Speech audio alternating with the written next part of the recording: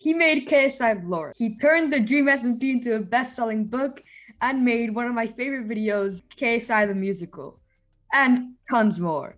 Today we are joined by Liam Bedford, who has done all of these things. So Liam, tell us about yourself.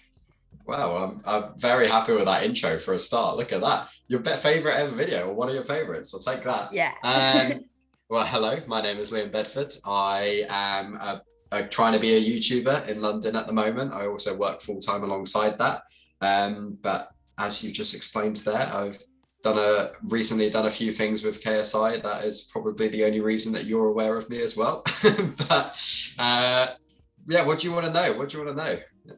I had actually seen the Stormzy and the making YouTubers sing a sea shanty video before the 2 days before the KSI thing. I Oh, never wow, okay. subscribed.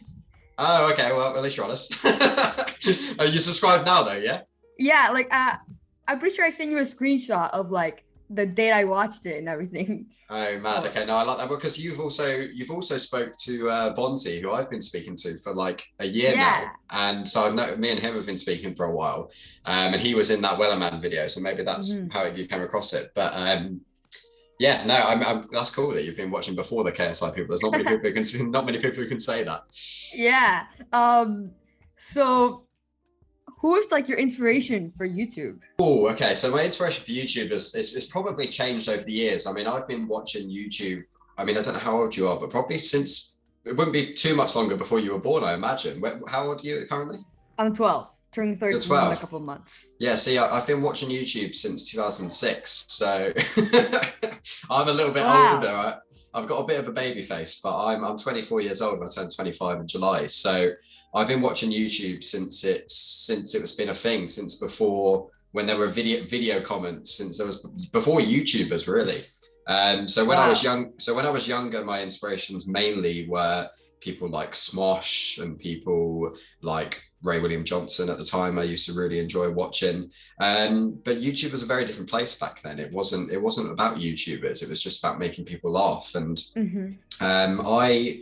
I was uploading on YouTube when I was really young, but I was singing on YouTube. I couldn't sing, but I just wanted to make YouTube videos, you know. So that's what I was doing back in the day. But more recently, if I get asked the question, who's my inspiration? I think YouTubers like Zach and Jay are probably my favorite YouTubers. Yeah. Yeah, they're. I mean, I've had the pleasure of meeting them a couple of times, and they're lovely. Same. And have you? Yeah, I actually interviewed Jay. Did you? Oh, I've not seen that you did that. That's so cool. Yeah. The interview is coming out in July because I have some podcasts I need to upload before. So yeah. Oh, okay. Wow. Well, you're properly grinding, aren't you? I'm impressed. Yeah, no, they're my inspiration in the sense of probably the YouTubers that I enjoy watching the most, as well as a YouTuber called Liam Thompson, I believe his name is. So another Liam, Australian YouTuber, or is he a Kiwi? I'm not sure. He's from that part of the world, and his creativity just is incredible. And they're two YouTubers that inspire me, but also a lot of other smaller creators and a lot of people who are around the same sort of level that I am on subscribers are a big motivation and a big inspiration, because we're all kind of striving towards that same sort of goal of having a successful YouTube channel or having an audience. So those people who are around me, when I'm seeing them do things or it pops off or a certain video does well, that's the sort of stuff that really gets me going, you know. It makes me go, okay, now I want to do the same, you know. So lots of inspirations, a mixed bag for you there. Yeah, when you see creators around your side succeeding and growing, having just a burst of growth, it's oh, it can happen. There's hope, kind of. Exactly. No, fully. I joined Twitter for the first time after 10 years last year and found loads of people who are in a similar sort of stage that I was, around 1,000 subscribers or a few more, and just started talking to them. And then we start inspiring each other. We start sharing ideas. We start bouncing around and going in each other's videos and stuff. And that was big for me, because then it's kind of led to where I am now, where I've been able to be motivated by other people, I guess. Yeah. You mentioned you did singing videos. What what other styles of videos did you do, and how did you go from those videos to your current videos you do now?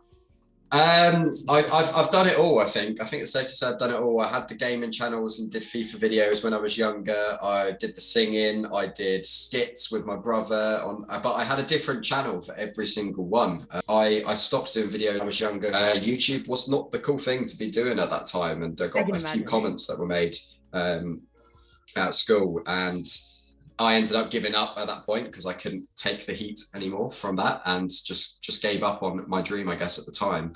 And then when I moved to London, age 21 or 22, I was working at quite a creative company, working on social media, and every so often we would film some videos. And there was a girl there called Rosie, who I'm mates with, and she was a YouTuber, and she'd got 100,000 plus subs. And I spoke to her and said, I think I want to do YouTube again, and managed to convince us to do a video together, and then just put that out there, put it on a Liam Bedford channel that I'd had for a couple of years and hadn't posted on. And then since then, just not really stopped really. And it's just kind of kept growing and growing ever so slowly. Yeah. I don't know if you mentioned this because it kind of like bugged out a little bit. But like, what was like the most the channels grew to, like, not counting this Liam Bedford one? So not including this one, I used my official LLB. LLB stood for Little Liam Bedford. That was what I was at the time, because I was about this tall. I was about 5'1" until the age of 16. I'm not much taller now, but a little bit. And I had that channel, and that had grown to about 500 subscribers, I believe.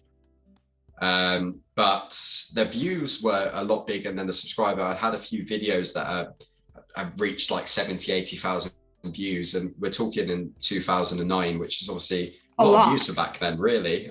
People like Smosh, the biggest YouTubers in the world at that time were talking around the 1 million mark, you know, which is obviously a lot more than 50,000. But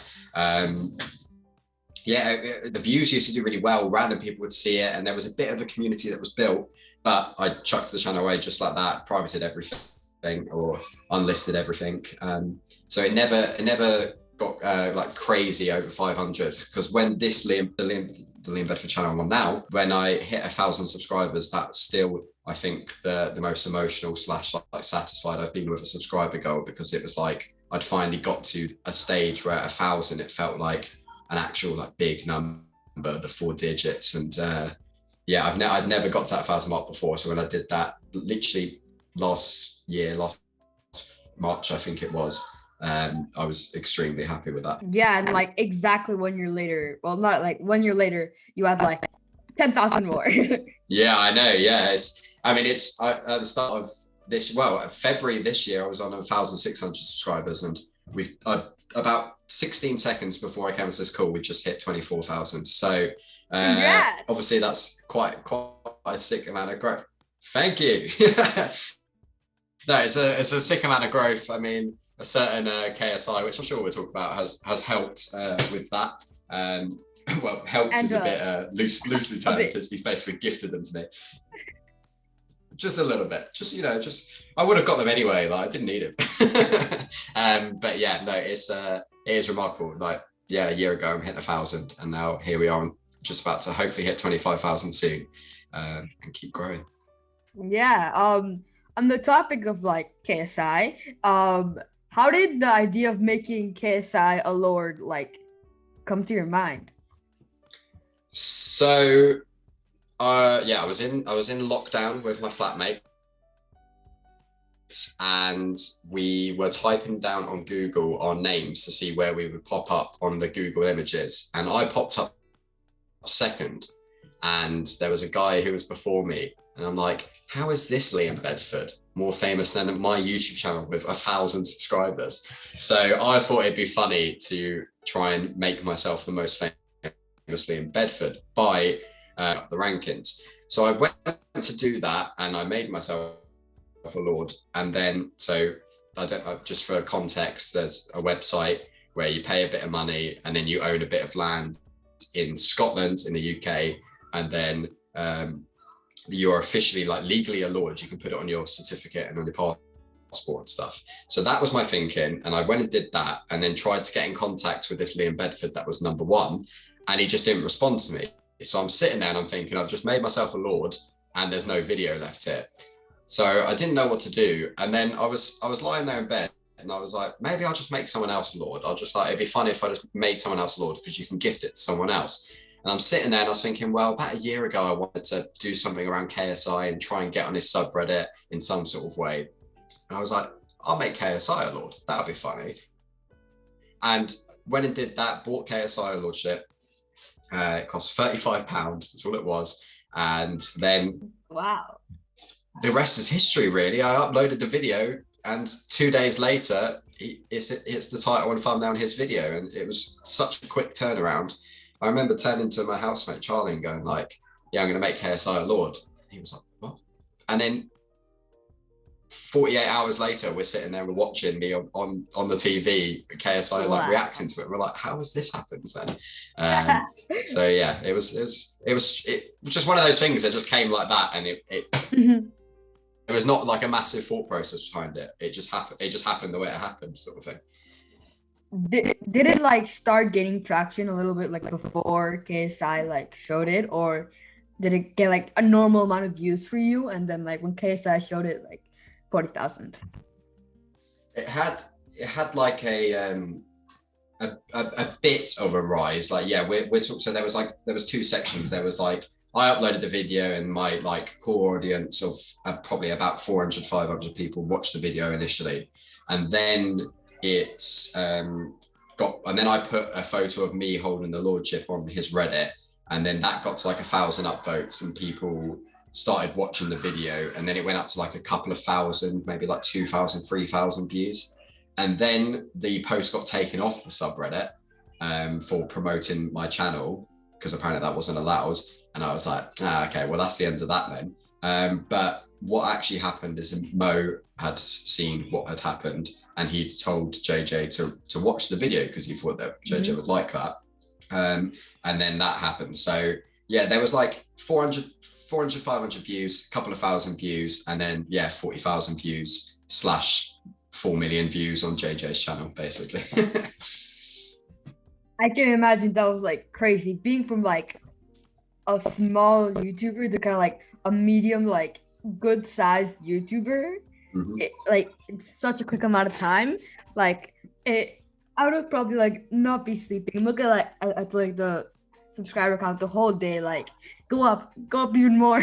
Yeah, no, it was a little bit like that. I think I've talked to quite a few people, and even more so recently, just from what's happened since yesterday as well, since last night. And it is quite easy to scroll and just like refresh. It's so satisfying just to see that number go up, but it also doesn't really feel real still yet. Like I've been grinding away on my channel for a couple of years, a little while, and it was always like quite a small channel. And then when you actually see the numbers, it almost doesn't like properly make sense in my head, to the point where it almost still doesn't even feel real. I haven't really got like I haven't had my oh my god phase. I mean, I sit there and I'm shaking. And I'm like, oh my god, what is happening? But yeah, it doesn't really feel real. And also my mind instantly goes to, what's next? What do I do? How do I keep growing? Like, what video am I going to do next? And I'm always kind of like more. And that's probably good and bad. Good in the sense that hopefully I'll continue to grow and hopefully put out some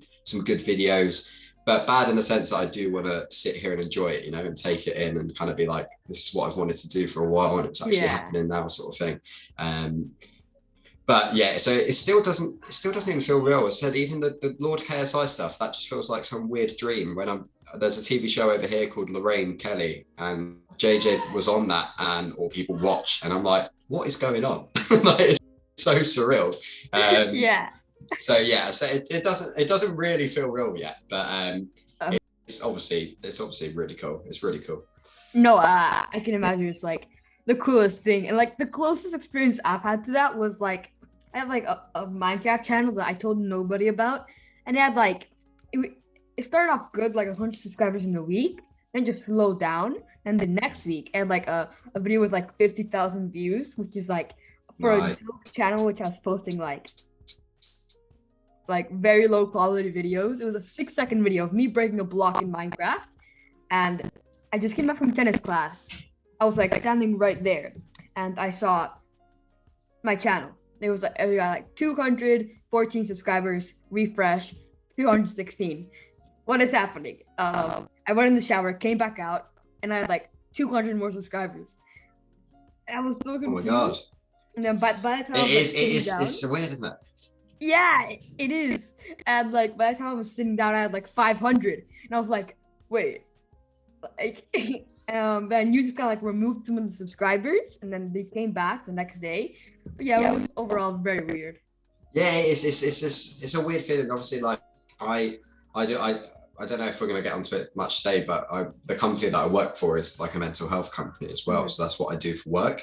And I think there's a lot of talk around like social media and mental health and numbers and likes and all of this sort of stuff, because I know that it can affect people in very different ways. I think obviously numbers on posts can be a bit of a dangerous thing. And I buy into that a little bit. I see it. I do find myself checking on days like today, for example, when I'm working and I've got a full day at work, but my phone's here and I'm doing this, and I'm like, oh, we got up another 1,000 subscribers, or oh, we've gone up, like, and it's crazy. Like I find myself checking it a lot, and it's an unhealthy thing, but also at the moment, like, it's really cool. So I'm gonna allow it for a couple of days. But it's just interesting. It's just weird. Like you don't expect it to kind of be like, there can't be this many people. Like, where are these people coming from?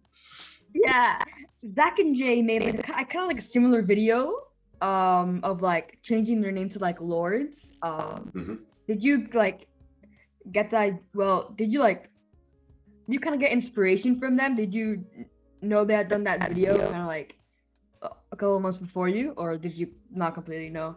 Yeah, so I definitely knew that the video existed. I would have 100% watched it, and I did watch it when it came out. I'm one of those people watching it within the first hour of them releasing the video. So I 100% knew. When it came round to making myself a Lord, I think it must have been like a second-hand inspiration, because it wasn't like I was like, oh, Zach and Jade did that, so maybe I should do that. It happened, but I reckon deep down I must have remembered that happened, because I couldn't remember where I became aware of it. So it wasn't like a direct, oh, I'm going to do it because Zach and Jade did it, but I reckon I probably had like a second-hand inspiration for sure. Yeah. Like for some of my videos, it's kind of like I saw the other person do it, but at the moment you don't realize you're taking inspiration from that person until you come across that video again. If that makes sense. Yeah, it was funny that I realized, because obviously since I did the Lord thing, I saw a few other people who tried to do this the same thing with making Winner Lord or making Mini Minter Lords, and I saw that was a thing, and I didn't have a problem with that, and I was like, look, like I wasn't the first person to become a Lord. You know, people have done this thing. It's like a present that people get for their families. My friend Mitch, his parents are Lord and ladies. Like, it's a thing that happens, and I think it was just one of those things where I kind of picked a good target, and also it was slightly different. It was different enough for it to feel like a new video, I believe. But yeah, definitely. And just with the success of like your video, I can imagine there was going to be at least a couple more people like trying to like get that same amount of success.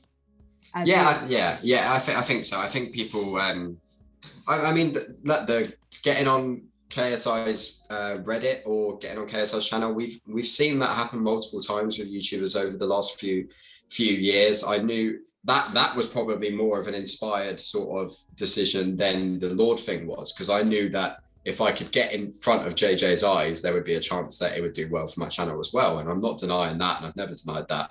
And so I probably take inspirations off your Tom Stockdales, off your Bambino Beckys, off your James Daniels, those sort of YouTubers, more so than Zach and Jay for that specific video, because the main idea was, we're going to get KSI, you know, I'm going to get in front of KSI. So so like you mentioned that like if just KSI saw that video, it would get a lot of eyes on your channel. Did you kind of feel like pressure like after he uploaded it, like knowing that like 10,000 like plus people like are subscribed to your channel and are expecting like really high quality content? Does that kind of like pressure you? Yeah, 100%. Yeah, I'd like to admit it didn't, but it fully did. It happened on a Friday night here where I was watching the video, and then it came to Saturday and I woke up and I was a bit hungover. I'd had a few drinks in a celebration the night before, and then I instantly was like, right, I need to upload a video right now. So I instantly woke up and I've done a how, and then finished that, and then I was like, but now I need to try and make sure that people don't only know me for being the KSI Lord guy. So then I booked the week off the work from the Monday, and I made that dream book video in like a couple of days, and then after that video I was like, you know what, like I don't need to put so much unnecessary pressure on myself. Like I've just got to know that if I keep doing the thing that I've been doing for the last couple of years, that people will hopefully enjoy it and they'll stick around,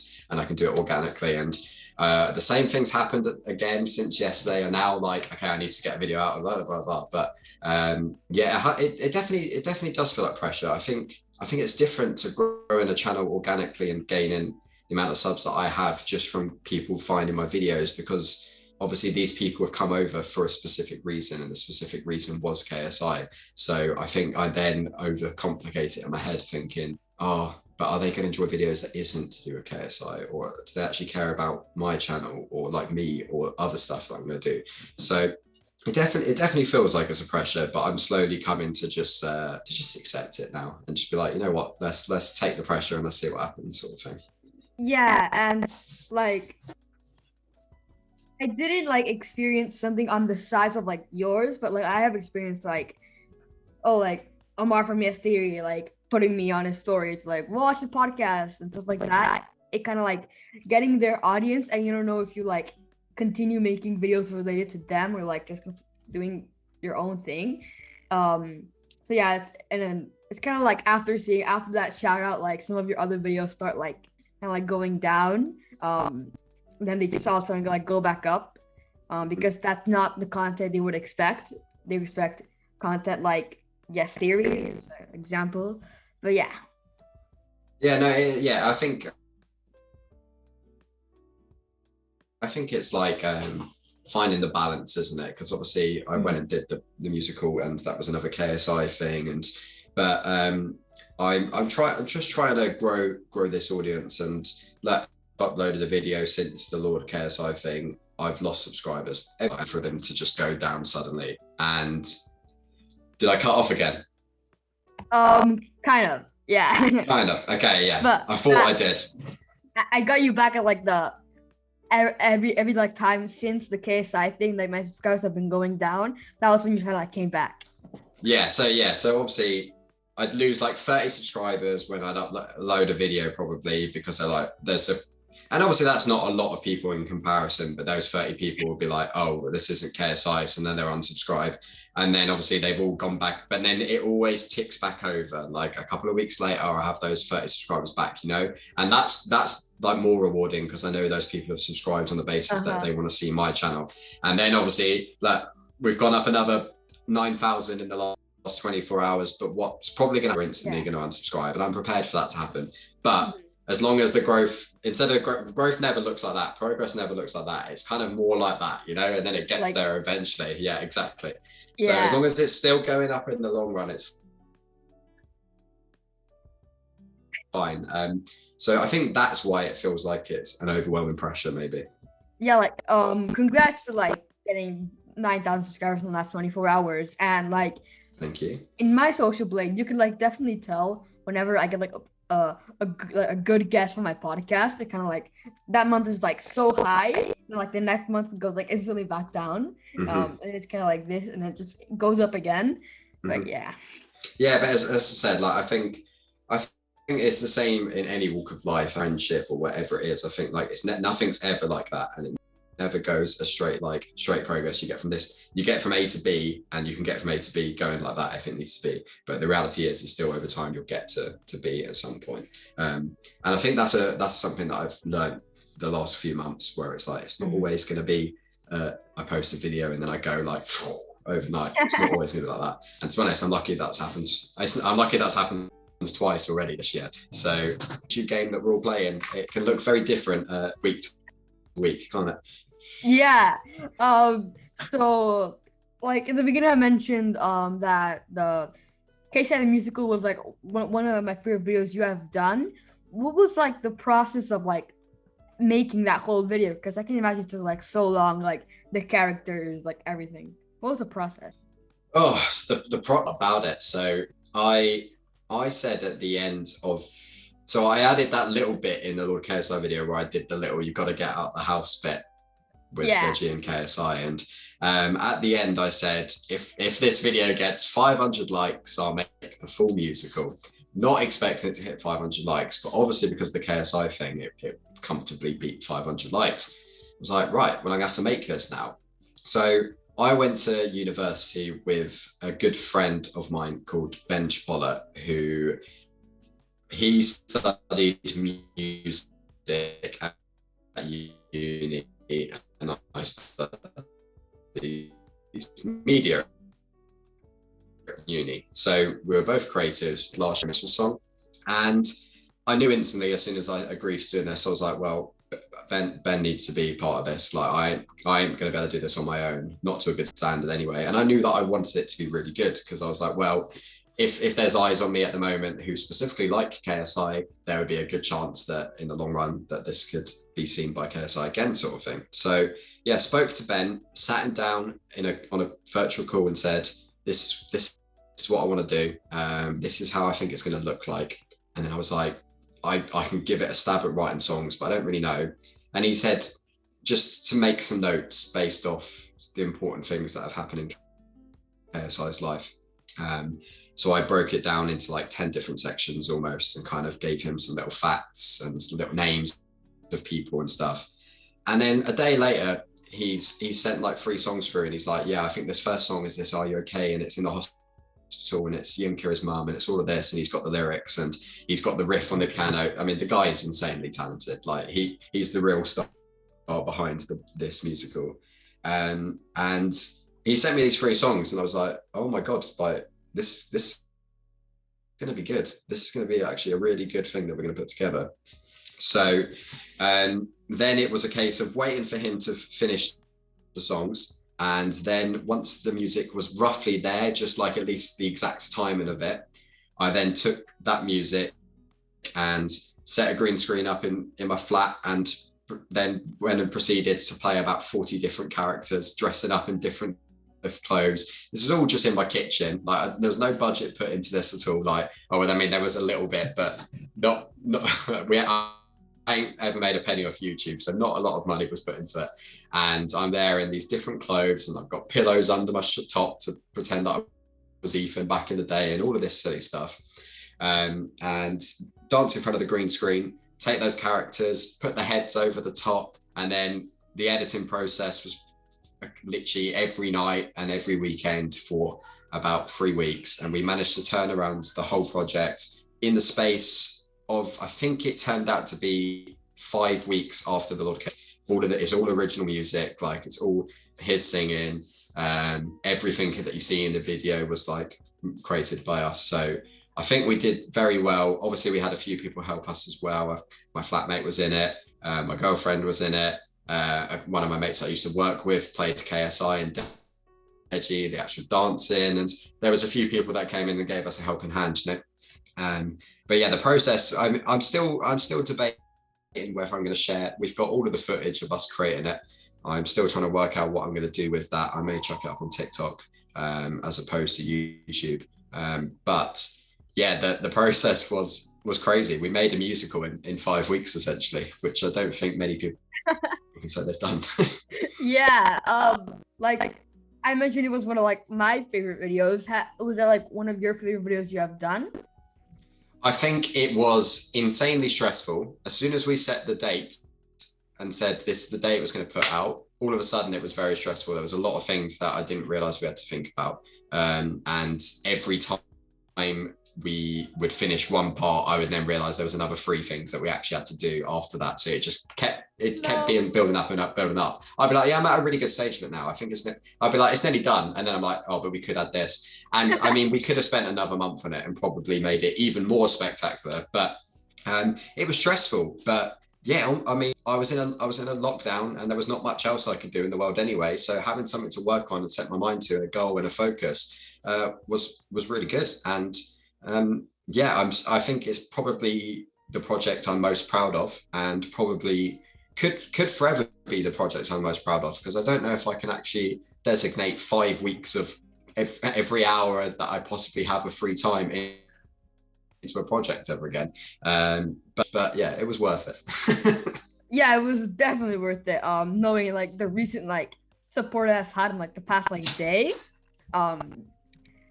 it's definitely worth it. So kind of like let's stop talking about KSI and kind of like move on. So you support West Ham, right? I do. Yeah, I've got the badge tattooed right there. What are like your opinions on West Ham? Like amazing. What are your opinions on this like brilliant season for like West Ham? I mean, so I was there, luckily enough, last weekend. I was in the ground. I was one of the 10,000 people that were able to go. My dad and I were there, so there's two of us. I was put in a West Ham kit from the day I was born.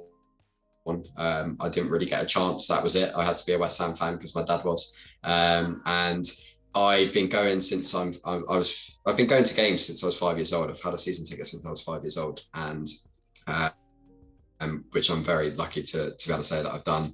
I've gone to over 1,000 West Ham games, and it's been a rocky few years. We haven't got a lot to show for it. We lose quite regularly. We get relegated. I've seen us come up, and we're not one of the best teams in the country, but we've got definitely some of the best fans in the country. And this season, it's very bittersweet because I've not been able to be in there and watch the games, and I've had to watch it all from home. And it's typical that the one season that we start winning all these games, we're not allowed to go see the games. But European football next year, I'll get tested. I'll do whatever I need to do. I want to go watch West Ham in Italy or Spain or whatever it is. I'm still in shock about it. I'm not used to West Ham winning games. It's incredible. It's been an unbelievable season. I'm very happy. Do you follow football?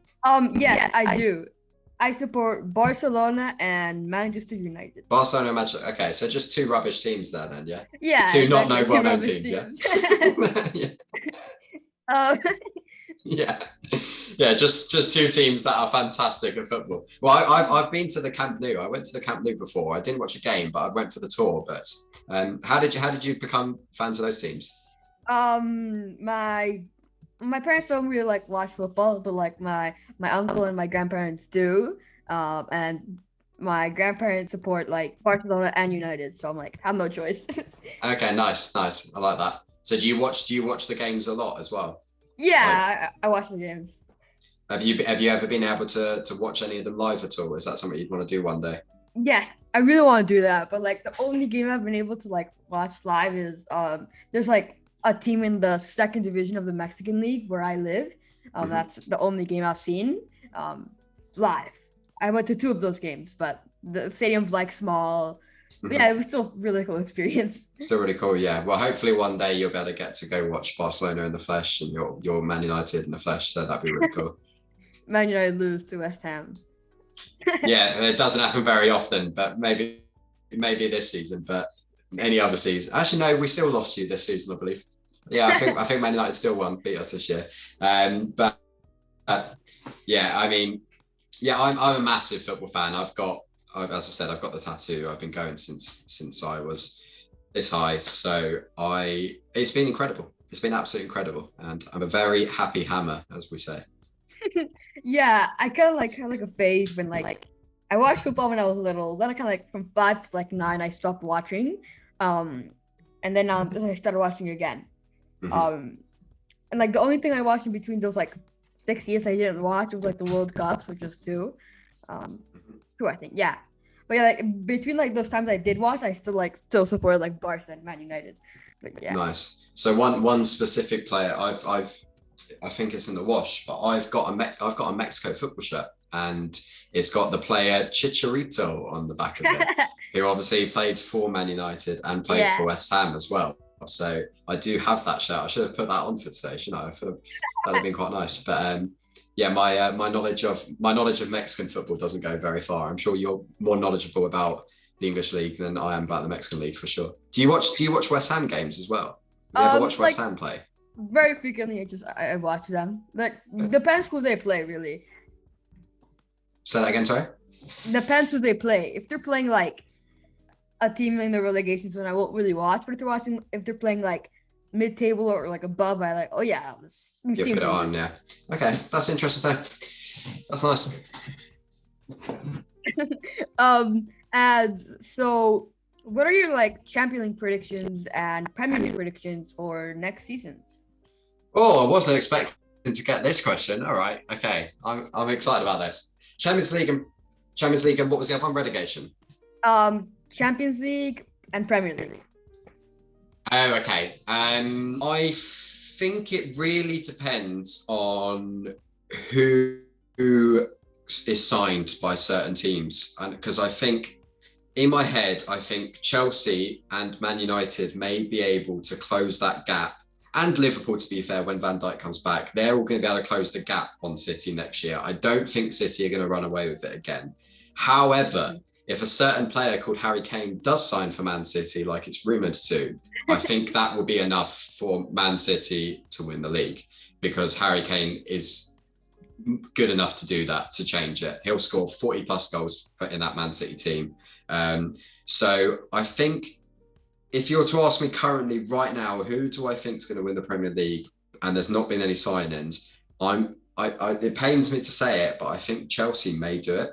I think and I know that's easy to say after they've just won the Champions League, but I think Tuchel coming in has really reinforced that team. And I think players like Kai Havertz and Timo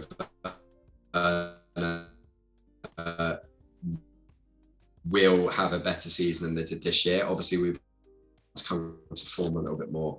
And so I think they're going to be up there. And then Champions League, I'd be very surprised if it was an all-English final again, because when there's an all-English final, I just can't expect it to happen again. I just feel like it's got to change. But are Real and Barca going to be up there? I think Barcelona signing Aguero is obviously good for them. But I mean, if they signed Aguero 10 years ago, I may have said that they were gonna win the Champions League. But right now, I don't know.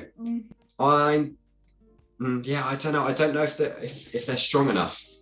And I think again, PSG, they'll be back and they'll be fighting, and they'll want it. They've still got the goal of winning it. Yeah. But I'm gonna predict Man City. I'm gonna say that after this year's final defeat, they have to win it. Guardiola has to win it at Man City. They've had a 13-year project to win that Champions League, and they haven't done it yet. There's talks of Guardiola leaving. Absolutely not. Like, what he's done for that club is incredible. He will not leave that club until he wins the Champions League, and that could be next year. And if it does happen, I think we'll then see Guardiola leave afterwards as well. So I'm going to predict Man City. So what is that? Chelsea to win the league and Man City to win the Champions League. That's what the final was, wasn't it? So I've managed to make it sound like I have no clue about football in the space of 5 minutes. And like, I'll say my predictions. I think Premier League is also going to be like Chelsea or Liverpool. And for the Champions League, I think it's either going to be like Paris, Inter, or Chelsea again. One of those 3 teams, in my opinion. Okay. Yeah, also an honourable mention to Bayern Munich. I'm sure they'll be there or thereabouts. They always are. I forgot about them. But I think it depends. I don't know what the latest update is with the Super League still regarding the 2 Spanish teams and Juventus. Yeah. Like, I don't know if they're going to be banned. I don't know if they're still wanting to go ahead with that despite everyone dropping out. So that's something to keep an eye on as well. But I may have just missed it. That may have been ruled out now. But I'm more excited about what's happening this month. So I'm excited for that because England are hopefully going to win the Euros. They're not going to, but I'm just going to pretend that we've got a chance. I feel like if England don't win it, it's like, I think there's 3 teams who could possibly win it, like England, Portugal, or France. Like, they both have amazing teams. Most likely, probably like Portugal. Yeah. And then maybe like England in like 2nd or 3rd place. To be honest, I'd take 2nd or 3rd place. I feel like Belgium have got such a good squad as well, and so have I think Spain, Portugal, France, all of these teams. Germany always end up having a good tournament no matter what in some sort of way. But I wouldn't be an English fan if I didn't get blindly excited by a tournament where I think we're going to win it and we'll probably not even get out of the group stages knowing us. So we shall see. Yeah, I want England to win it. But yeah, also, Copa America is going to happen soon, which is also exciting.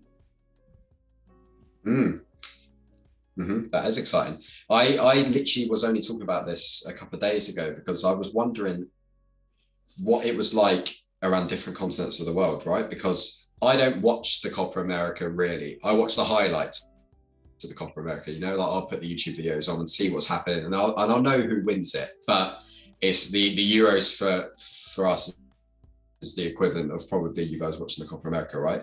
But it's weird because you think in my head I'm like, oh, the two biggest tournaments is the World Cup and the Euros, but no, it's the World Cup and then everything else is. We've got the African Cup of Nations, we've got the Copa America, and then we've got the Euros all on level, right? And they're all on par. But it just depends where you are in the world to watch it. So I do find it interesting that you watch the Euros because I'm not probably going to watch the Copa America as much. But who do you reckon is going to win that? The Euros or Copa America? Copa America.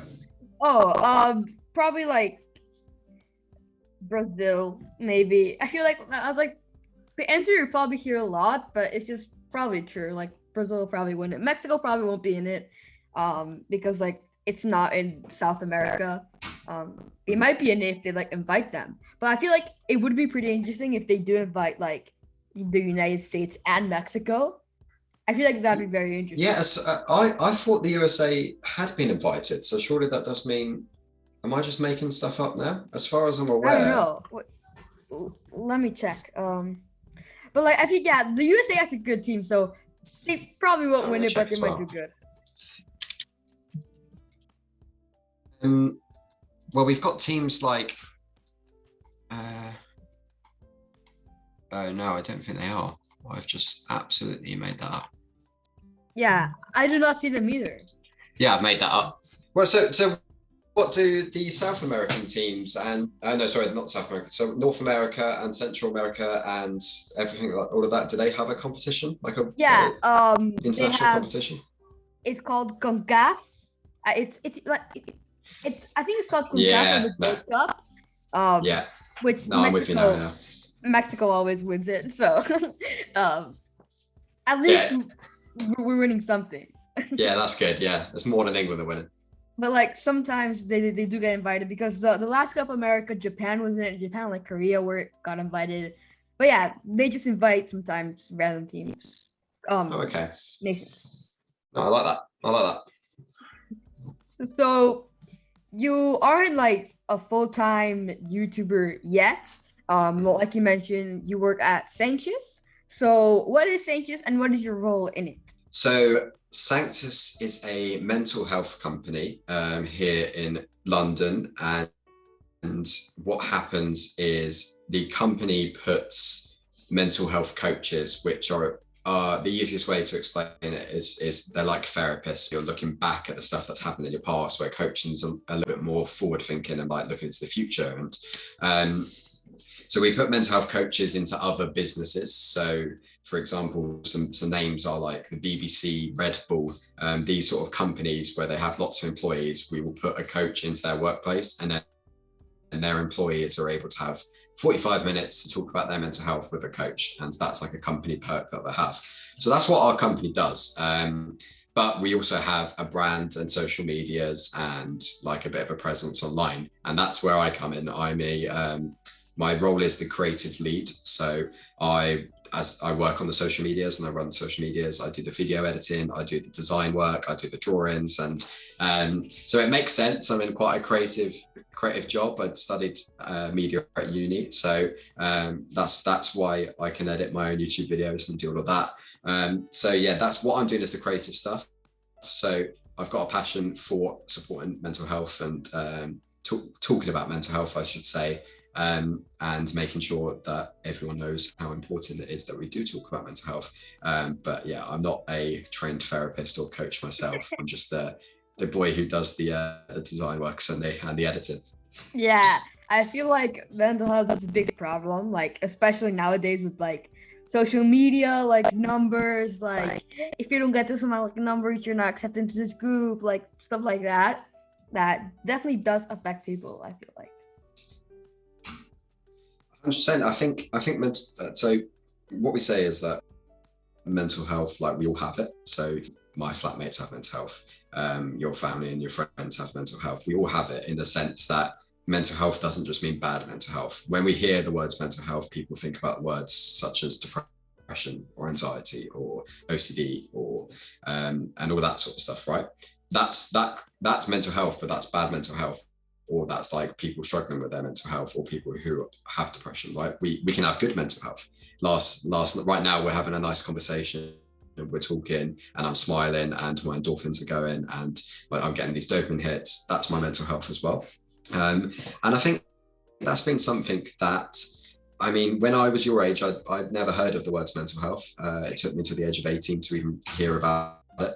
And I think it's one of those things that nowadays people are talking about it a lot more, especially the younger generation. I believe I see a lot of people. I don't know what it's like with you and your friends, but it seems like people talk about their emotions a little bit more, or they just don't feel as worried up to my parents' generation or their parents' generation. People didn't talk about mental health, and people don't talk about their feelings, especially in men, especially in guys. Guys don't talk about their feelings. Guys don't cry. Man up, all of this sort of stuff. So yeah, I think there's a massive conversation around it. You know, we need to break the stigma that can be around mental health, and it's cool that I get to do that every day alongside all my YouTube stuff. So yeah, it's massively important. Oh yeah, it definitely is like massively important. I personally haven't had like any issues like so far in my small 12 years with like mental health. Like there have been moments where I've kind of like sad, but like not for like a long amount of time. Like, but yeah,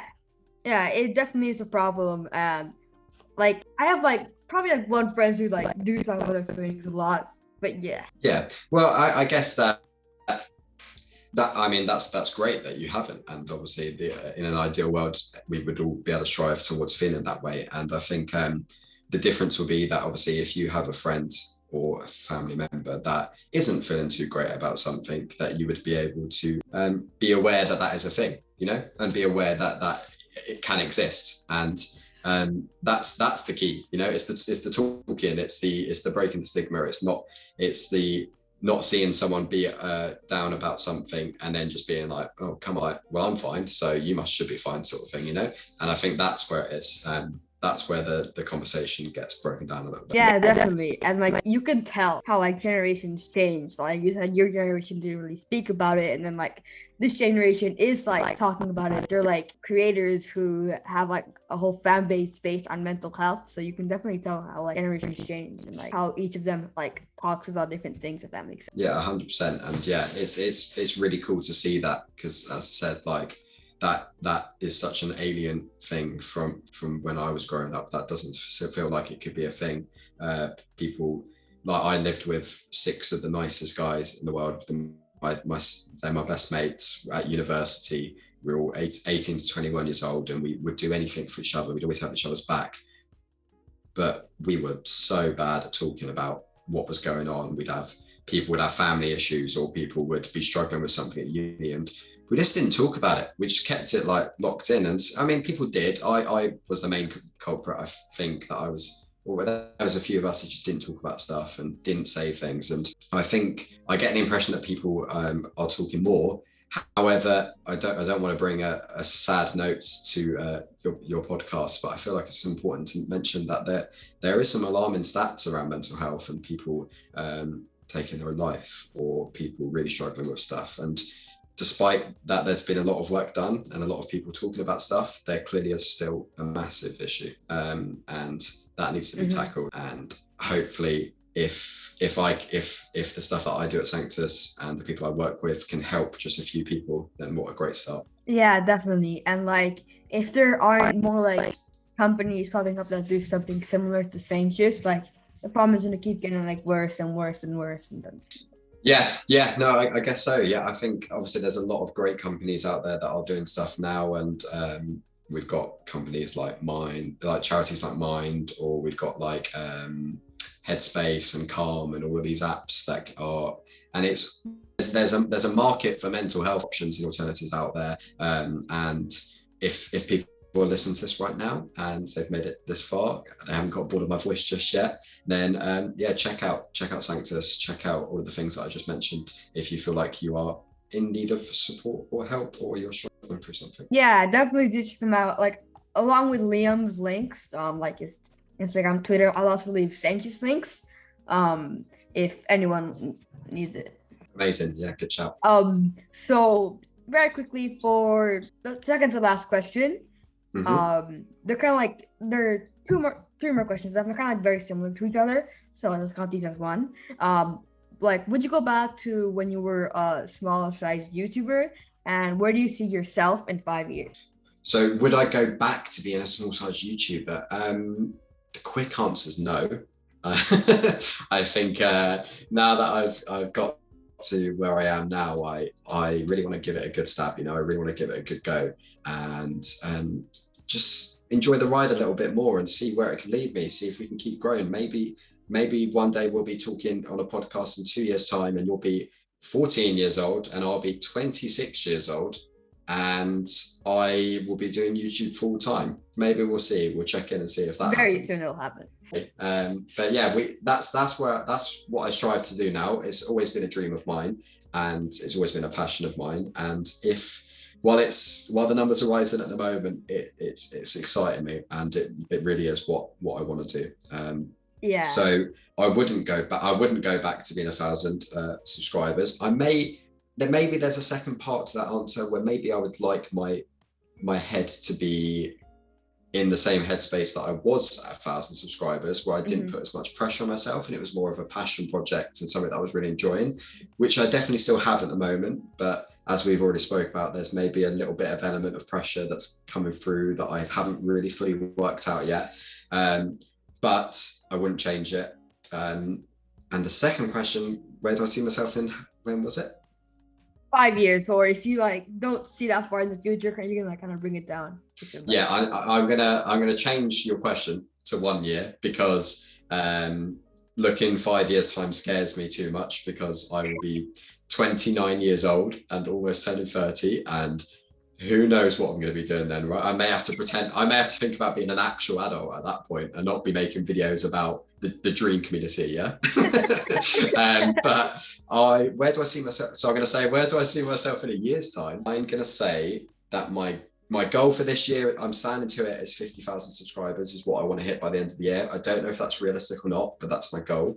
And then start of next year, if we are around that sort of area, maybe start reaching out to companies, brands, if they haven't come to me yet, and start working out how that world can work, where I can start earning some money off YouTube and kind of learn that side of it, because I feel like I'm starting to get the YouTube side, but I want to think about how YouTube can become a business side, because I've not done that before, and I would like to have that kind of understanding within the next year, because then I think it will be one of those moments in my life where I'll be at a crossroads and I'll be like, right, do I really want to go for it and do this YouTube stuff now? Or do I just want to keep it as a passion project and continue to do the work that I do, that I already enjoy, which is what makes it a difficult conversation.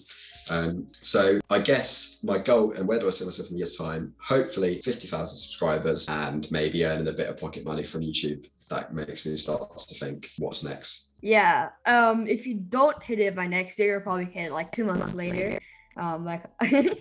Yeah, probably, because it always seems to be March, doesn't it? Yeah.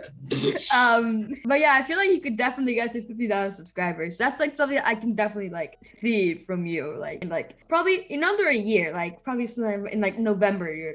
I think you're hit this time. Okay, I appreciate that. I'm gonna aim for that as well. I'm gonna remember that in the back of my head. Yeah. So, anyways, this was a very good podcast. Before we end, do you have any advice for anyone who wants to become a creator or a YouTuber? Well, yeah. First of all, thank you. I've really No problem. enjoyed this. And you're very professional, and I'm very impressed with what you're doing. So keep it up. And I mean that. Hopefully you keep getting bigger. Hopefully you get bigger and better people coming on soon. And my advice would be to only start doing YouTube if you are doing it for the fun of doing it. And I think it's a bit cliche. I think I've probably heard about 6 million YouTubers say that before, but it is very true, because even in scenario, there was still 2 years before that where I was putting in the graft outside of work, and it's never just an overnight thing. And don't do YouTube just because you expect that you're going to earn loads of money and you're going to have loads of followers and you're going to have fame and all this sort of stuff. I did it because I wanted to make YouTube videos because I love YouTube. After we finish this call, I'm going to have some dinner and I'm going to watch some YouTube. It's what I do. I live and breathe it. I always watch YouTube. So do it for the right reason is my advice, and have fun. Doesn't matter if you haven't got the best mic in the world, the best camera, the best headphones. I'm sitting here right now in some headphones that I've just plugged in. I've got no lights around me, as you can see. I've got a webcam that's attached to my screen, and I've got some lovely bits of kit that I'm very proud of to have and to say that I've bought and stuff. But it doesn't matter, just do it because you enjoy it, and then you'll see the results. Yeah, definitely. Like right now, I'm using my laptop camera. Like I bought this microphone with my money. Same with my light. It's like over time, you'll keep on getting like better equipment to like help improve your videos in some way. And definitely, definitely only start it if you really like it. I've been doing it for almost 7 years now. Like that's like half of my life. 7 years? What, you were doing YouTube at 5 years old? Yes. That sounds crazy, but yeah. Look at you. That is mental. Fair play. And I have like never taken a break longer than a week and a half. Like I've always been like uploading consistently. I've also had moments where like my growth kind of like stops. Like I was at 200 subscribers for like 2 years. Then all of a sudden I went from 200 to like 1,000 in like under 2 years. But yeah, it's just make sure you enjoy it. Exactly. I'm sure the reason that you started at 5 years old was because you wanted to do it because you enjoyed it, and you picked it up and you just did it and you just went for it, right? And now look at where we are now, where I'm sitting and talking to someone who has had a podcast with Amar from Yes Theory, who spoke to Max Fosh, Jamie Rossborn, and all of these incredible YouTubers, and give yourself a pat on the back at the age that you are. Thank you. And you just did it, you just did it. And I think that's what you need to do. You just need to do it for the right reasons, and if you enjoy it, and then the other stuff will hopefully follow. Yeah, definitely. It's just like Mr. Beast doing it for like 8 years, and then like very recently he has like tons of growth. Same with almost every YouTuber. There hasn't been really a YouTuber, like the only YouTuber that blew up very quickly is like Dream, like the one I can think of. And Eric as well. Yeah, Eric. Yeah, but I feel like the thing with both of them, they definitely like studied like the algorithm before, so they didn't just come into like randomly saw growth. Like they're there because they actually studied. But like if you're just going into it like not studying the algorithms, just like that, you probably just won't grow like how they did. Yeah, exactly. And I think, as I just said, like don't start making YouTube videos on the hope that it is just going to go like that overnight, because the reality is that that is quite a, I mean, I don't want to say it's not going to happen, because I'm sure people will do it, and I don't want people to feel like that's not going to happen, because obviously it does happen. But as long as they're doing it for the right reason, as I've stressed, I said that about 7 times now, but yeah. Yeah, and tons of people like quit on the way because they don't gain 100,000 subscribers in like a week, and it's like you're not gonna get that. Like your videos are not gonna be good in the beginning, so you probably won't get 100,000 like that in the beginning when your videos are not as good. Yeah, exactly. I'm still waiting for my 100,000 in a week. I'm waiting for my 1,000 in a week. Yeah, honestly, as I said, two years of going from 0 to 1,000. That's what it was for me, and that is, I believe, still impressive.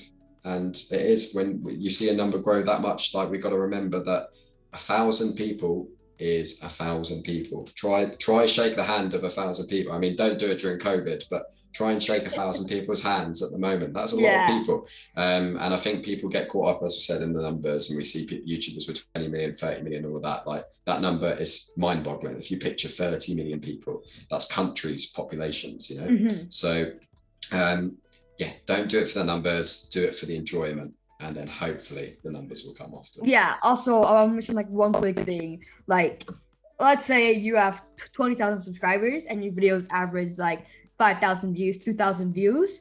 Then you have a video that gets like 900 views, and you're sad because it underperformed. Don't just think that's 900 people that like still watched the video compared to your other couple thousand. And the reason they probably watched it was either because YouTube was sending notifications or the video wasn't good enough. Just like at least be like grateful you still have like 900 people that are still watching it just because of you. That makes sense. Yeah, exactly. 9 people, 1 person, 3 people. Like, I used to make videos back in the day, and when the first video I ever uploaded on YouTube, and I woke up the following morning and it had 13 views, and I was like, 13 people have watched this video of me singing. How has that happened then? And it's like, that is cool. That is cool. Yeah. 13 people have watched your video. And as long as I make videos mainly for myself, maybe not as much recently, but usually the videos I make are videos that I know that I will enjoy watching. And anyone else that watches it other than my flatmates, my girlfriend and my parents, that's a bonus. And it's so exciting when people watch it and when they, you know. Yeah, we've been talking about like advice for like so long now, so let's end it up quickly. Because we both are starving. I need to go eat lunch. But yeah, thank you so much for coming on the podcast. Yeah, we're gonna go have some dinner. This really means a lot. And yeah, I'll leave all your links in the description. And yeah, thank you so much, and see you next episode of Nicocast.